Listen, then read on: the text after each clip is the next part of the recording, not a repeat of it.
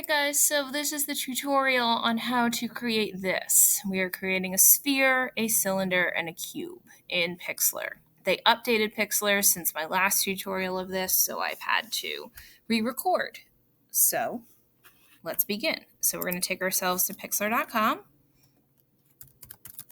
Okay. And PIXLR E is still what we want. Create new. Call it Form Still Life. Full HD. Click Create. Then I'm going to change both of my swatches to the same color. I'll go ahead and do it blue this time. And see, it's remembering the exact color I just picked. So you can select it from there. Then using the shape tool, which is right here, I'm going to use the circle. I'm going to click and drag, make a circle. And zoom out a little bit on my navigate panel. Okay. Now this is the extra step that we have to do now that PIXLR is updated. So you come over here and you see how there's a layer 1 in my shape. We need to kind of glue this shape onto this layer. So we click the 3 dots and we click merge down. So now it is one layer and it will let us apply a gradient. So we click the wand, we click the shape, then we make our bottom swatch black, use the gradient, make it radial, and then click and drag, and there we go. Select, deselect, move it out of the way for now. It will not stay there. It's just there so we have some space to work on our other 2 shapes. Now it's time for the cube. Make a new layer, empty. Use the shape tool, the rectangle. Click and drag to make the front of your cube. Your choice in size. Okay. And then you see this history panel, see the minus. Click that so you can have more space with your layers. You can also do that with your navigate panel so you have even more layer space. Okay, so now you see this shape and then layer 3. You need to glue each shape to a layer. So click 3 dots, merge down. Okay. So now we're going to do the side of the cube. Add a layer, empty. Use the shape tool, the rectangle, and then line it up with the front of your cube. Click and drag, do your best, make it the same height, and make it skinnier, like so. Come over here, click the 3 dots, merge down. All right, so now we are going to change the perspective on the side of the cube so that it looks like it is, receding back into space. So we do edit, free distort. And you see when I did that? It got in my way, this ad. That may happen to you. Just get rid of the ad, try again, edit, free distort. There we go. And then we click and drag our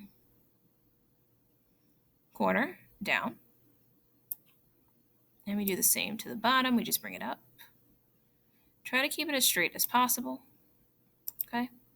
And then I just clicked off it and then it says, do you want to apply? I say yes. Okay. Now I'm going to apply my gradient. So I choose the shape, make sure my layer is selected. I use the magic wand. I choose the side. I then use the gradient and I click and drag from left to right. Oh, but I forgot to change it to linear. So make sure you do that. Then apply your gradient. There we go. Then I'm going to do the same thing to the front. I click on my front of my cube. I use the wand. I select the front of it. I use the gradient, click and drag, top left, bottom right, and there we go. Select, deselect. Now I'm going to glue my cube together so it's one layer. Click the 3 dots, merge down. Then I'm going to use the arrange tool just to move it out of the way. It will not stay there. It's just there so we have some space while we make our cylinder. So make a new layer, empty, use the shape tool, rectangle, click and drag, skinny, like so. Then remember, we always need to glue our shape to a layer. So we click the 3 dots, we merge down. Now we're going to do the top of our cylinder and the bottom.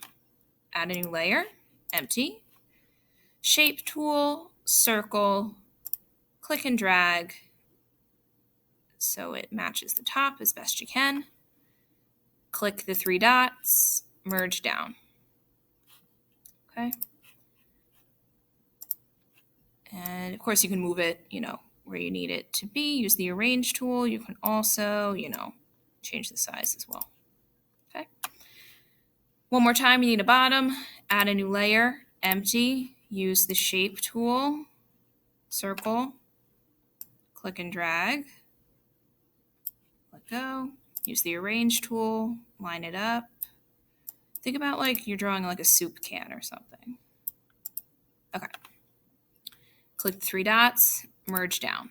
Now we need to glue all of our cylinder pieces together so they're on one layer. Click the 3 dots, merge down, click the 3 dots, merge down, and there we go. We have our cylinder on one layer. Last thing for the cylinder, add the gradient. Use the wand, select the gradient, use the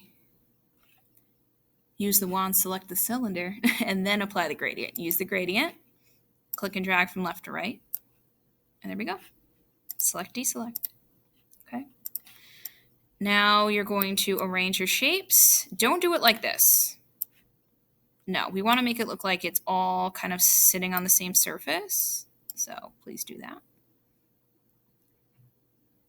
They don't have to be in this order. It's up to you. Okay. So now we're going to do a background. Add a new layer, empty, move it to the bottom, move it to the bottom. Is it going to let me? There we go. Then change your top swatch to white. Use the gradient. Click and drag from top left to bottom right. Okay. Then click on, make sure you're still selected on your background layer. We're going to add shadows now. So using this tool, the burn and the dodge tool. You have not used this tool before. Click it.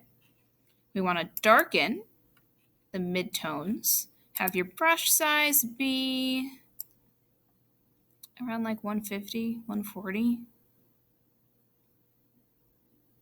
Do your best. Then think about it like you're airbrushing, like you're painting. So you are clicking and dragging, and every time you click and drag, see how it's applying more shadow? Now I understand the Chromebooks are pretty laggy at this stage. It's certainly lagging for me. Do your best. Okay.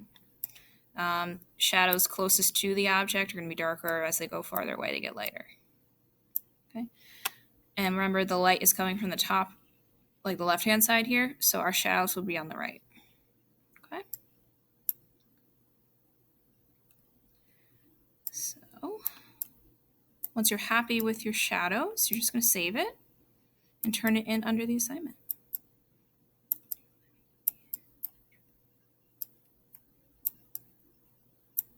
And again, you can probably see my mouse is kind of jumping around a little bit. Just the nature of the Chromebooks and this particular tool. We do what we can. Okay?